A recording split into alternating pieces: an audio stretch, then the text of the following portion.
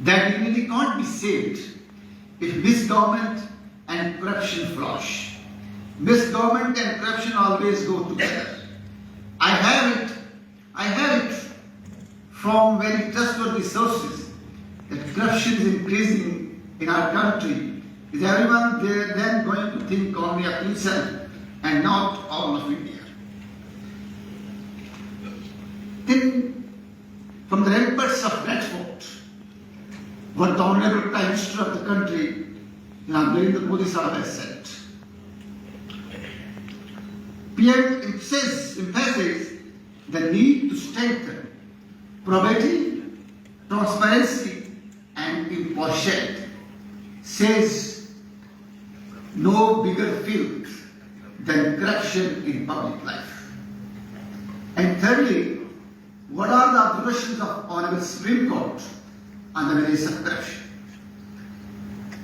Quote, such is the militant dominance of this sprawling evil that majority of the sensible, rational and discreet constituents of the society, imbued with moral values and groomed with discipline ethos, find themselves in minority, besides estranged and resigned by practical compulsions, and are left dejected and disillusioned.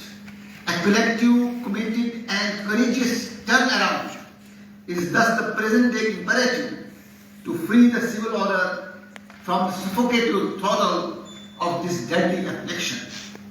Every citizen has to be partner in this sacrosanct mission if we aspire for a stable, just and ideal social order as envisioned by our forefathers and fondly cherished by the numerous self-effacing crusaders of a free and independent Bharat, pledging their countless sacrifices and selfless commitments for such cause. You see, I have referred to these three institutions. First, the founding father, the father of the nation, what he has said at the inception of the freedom, and then the leader of the nation at the moment, Janab, Honorable Prime Minister Narendra Modi, and finally the apex institution, judicial institution of the country, Honorable Supreme Court. Now these three statements, they are reflecting what is the state of affairs on the corruption index of the country. And I was just going to one of the findings of the transparency index of the world, international. There we stand probably at 85th, serial number 85th in that. I think one of my findings which were in the pamphlet form got circulated just before the start of this function. I have made some observations while concluding those three judgments. While delivering those three judgments, I have parted with some observations which I have made. I am of the opinion that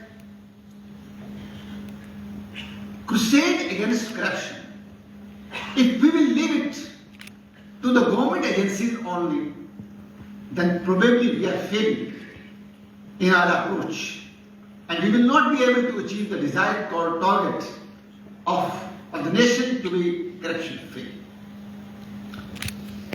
And as I said earlier, we have plethora of laws which we got enacted right from inception of the freedom until now.